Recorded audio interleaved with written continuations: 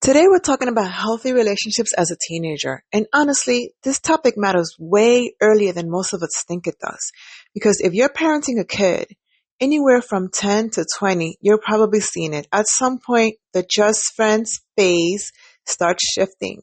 And it can look sweet, confusing, dramatic, secretive, or all of the above.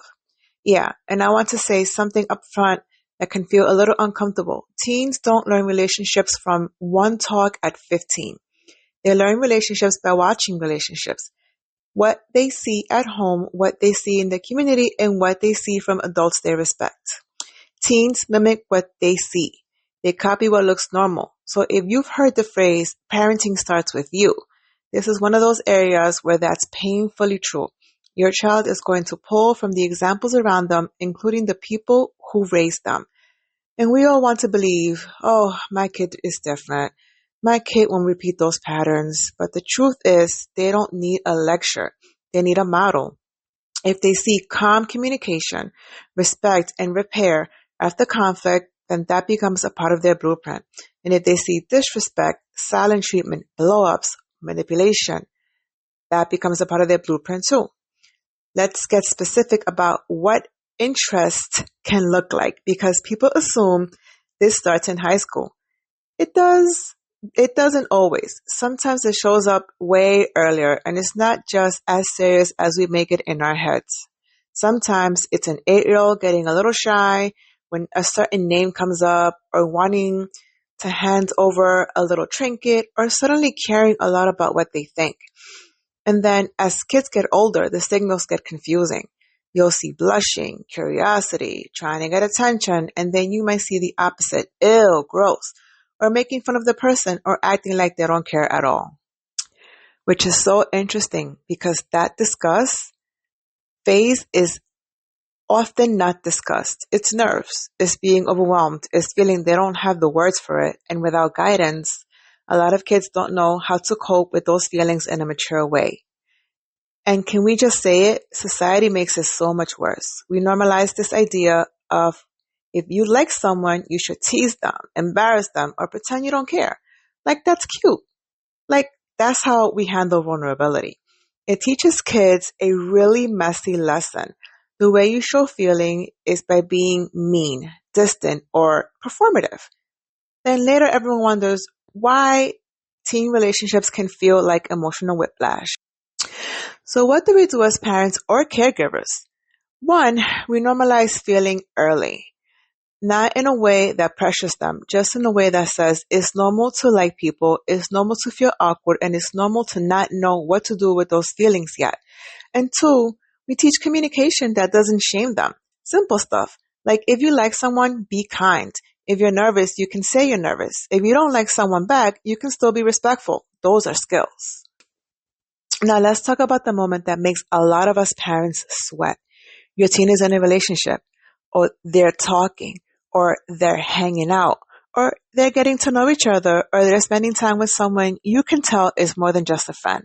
If your household supports dating, or even just supports healthy social time, and you're lucky enough that your teen actually talks to you about it, you have an opportunity. And now, that opportunity, once it's been given to you, don't lose it. Don't start interrogating. Just do a simple check-in, an occasional check-in. Be calm. Be consistent. Like you're keeping the door open, not just shining a spotlight in their face. Here are a few check-in questions that don't have to sound like an interview. You can ask, what do you like about them? How do you feel when you're around them? How do they treat you when you're in a bad mood? Do you feel respected? Do you feel safe to be yourself? And you can also widen a little without getting nosy. Like, their parents or guardians know about you? Have you met their family? When you're around them, do you feel comfortable? Do you feel welcome? Do you feel like you have to perform? Those questions matter because teenage relationships aren't just teen to teen.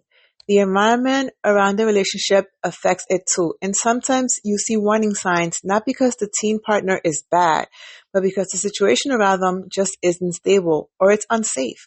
Now, let's talk about the other hard moment, the one where your spidey sense goes off. Something feels off about this person or about how your teen is acting when they've been involved with them.